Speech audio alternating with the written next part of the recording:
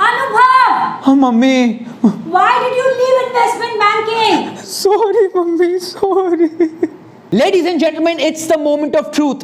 It's time to answer the multi-million-dollar question, why did Anubhav Jain leave investment banking? Let me repeat, why did Anubhav Jain leave investment banking? He's already talked to us about how he went from a Georgia Tech engineer to a Goldman Sachs investment banker, but today he will be spilling the beans about his decision to quit investment banking and work as a bloody sports presenter of all the professions that he could have chosen to get himself into. That's the question that we'll be analyzing on our primetime networks tonight. And ladies and gentlemen, please stay with us for the entire duration of the show because Anubhav Jain will be joining us any second. Oh, there he is. Anubhav, let's not waste any more time. So why don't you take over? All yours, Anubhav. Arey producer, not this guy. Not this guy either. This is prime time. We don't want to put people off to sleep with these boring personalities. I'm so sorry, Anubhav. I'm so sorry for the mix-up. Go on, Anubhav. Sure, before I get to the crux of the matter, let me just give you a quick backstory which will make things crystal clear. Let's rewind to July of 2016. July of 2016 was when I joined Goldman's sales and trading division in their New York City headquarters. I'd applied to roles within S&T as well as within IBD, but when it's slim pickings, it's not about what you want, it's about what you end up getting. In other words, beggars can't be choosers. My role within S&T was that of a sales strategist, which means that my role had a sales component, but it also had a strategist or a technical component. And after having spent a few months on Goldman's trading floor, I soon realized that despite my engineering background, I enjoyed the sales component way more than I enjoyed the technical component. And this, my friends, was the primary reason I worked my butt off to secure an internal move to Goldman's investment banking division, because as I mentioned multiple times in my previous videos, investment banking fundamentally boils down to a relationship business. Girlfriend के साथ relationship नहीं, GFBF को गोली मारो investment banking में सिर्फ clients के साथ relationship. So I managed to secure an internal move to Goldman's investment banking division and life was pretty fucking good, except for this one dark cloud that was hanging over my head, my H-1B visa. For those of you who are unaware, the H-1B visa is a work permit that internationals need in order to be legally employed in the United States. If you studied engineering or one of the other STEM fields in a US college, then you got 3 attempts to apply for the H-1B visa with 1 attempt allowed per year. My first attempt in April 2016 when I was at Deutsche Bank turned out to be unsuccessful. First nail in the coffin. My second attempt in April 2017 when I was at Goldman's sales and trading division turned out to be unsuccessful as well. Second nail in the coffin, and it just so happened that my third and final attempt when I was in Goldman's investment banking division turned out to be unsuccessful as well. And when I received this email from the immigration attorneys, I was absolutely shattered, which you can clearly tell based on my reply back to them.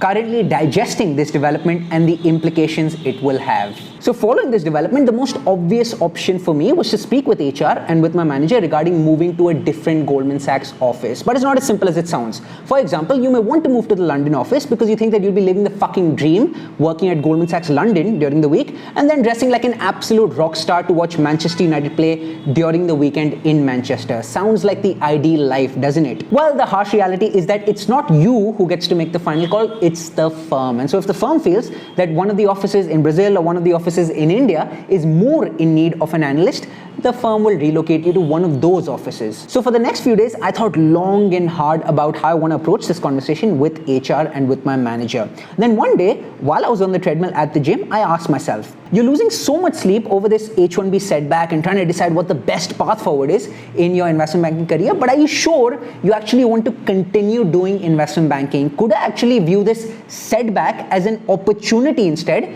An opportunity to perhaps pivot to a different field. You may remember that in my previous video, I talked about certain days that you experience as an investment banker when you get zero work. Well, I spent those 0 work days just sitting at my desk and being lost in thought. I used to ask myself, Anubhav, when are you typically the happiest? And I concluded that by far the happiest moments of my life have come through either watching sports or playing sports or talking about sports. Supporting Manchester United from a very young age, cheering for Virat Kohli at the Firozshah Kotla in Delhi, dancing shirtless while watching KKR dazzle a packed Eden Gardens crowd in Kolkata, representing Georgia Tech at table tennis, going out on a double date to watch a football game at Yankee Stadium, playing golf at Chelsea Piers in New York City during whatever little downtime I got during my investment banking days, wearing a Manchester United jersey at a New York Red Bulls versus Seattle Sounders game. These are just a few of many such examples example. Sports is all I talk about when I'm drunk or high. When I wake up in the morning, the first thing that I do is check what happened overnight in the world of sports. So when I didn't have too much work to do on any given day at Goldman Sachs,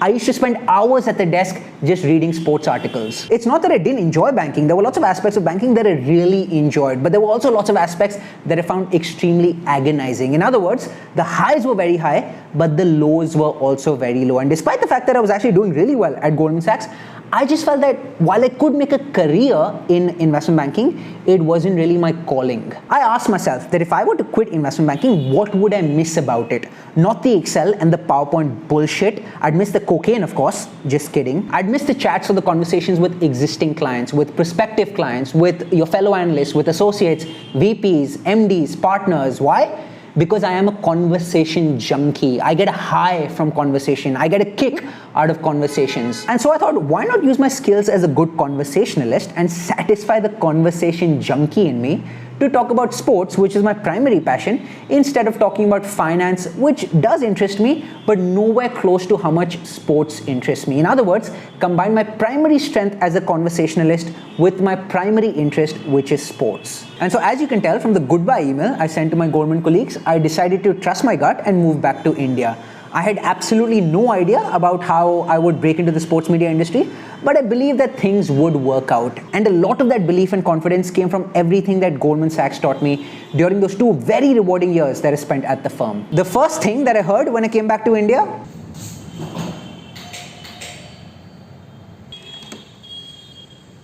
hi mummy. बेटा पागल हो गए हो क्या? सबसे पहले engineering से investment banking से आप स्पोर्ट्स एंकर बनना चाहते हो. कोई लड़की शादी नहीं करने वाली है तुमसे.